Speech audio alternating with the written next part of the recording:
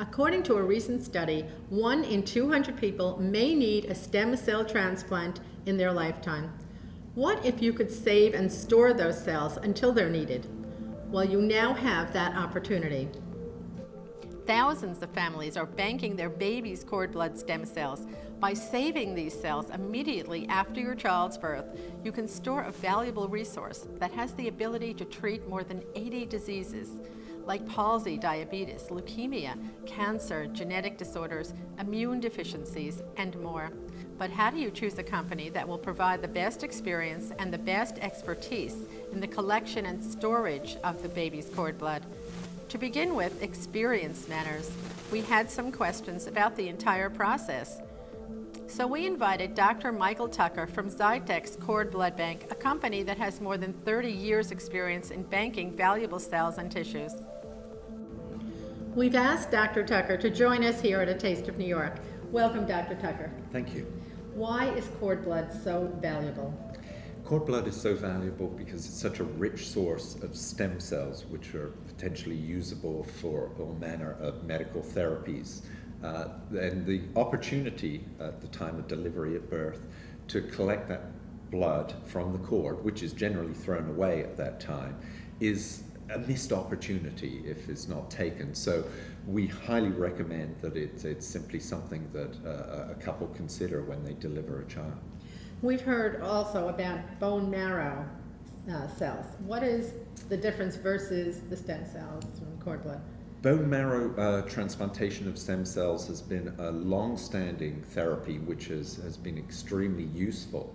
The issue with the stem cells from bone marrow is that they're little more developed than the stem cells from cord blood, which are in a simpler form. So the ability for stem cells from cord blood to regenerate into a wider range of cell types into the future following transplantation is much greater than bone marrow stem cells. Mm-hmm. What are some of the benefits of banking the cord blood, and how does the process work? Is it? I think new moms might say, "Well, I don't know. What is it? Is it safe? What happens?"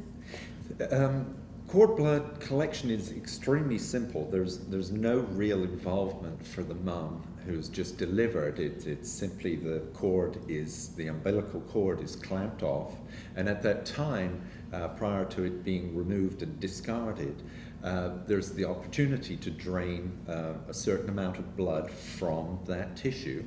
And so it's an entirely painless process for the mom, and we simply, as a cord blood collection bank, make sure that the mom has the collection kit available to her physician and the nursing staff at the time of delivery, so that the blood can be collected very simply, and it's then sent to the cord blood processing lab, and that's simply all there is to it. So it's simple, a very simple decision. The costs are extremely reasonable, and in terms of the potential benefit for the medical therapy, both for any delivered child or indeed for any of the other family members, is great. Well, I can't imagine why everyone doesn't do this. I think people are possibly uninformed, and if they were informed as to so many benefits, that this is something that everyone would do, I think. Now, there are public cord blood banks which also provide the potential to deliver stem cells for medical therapy.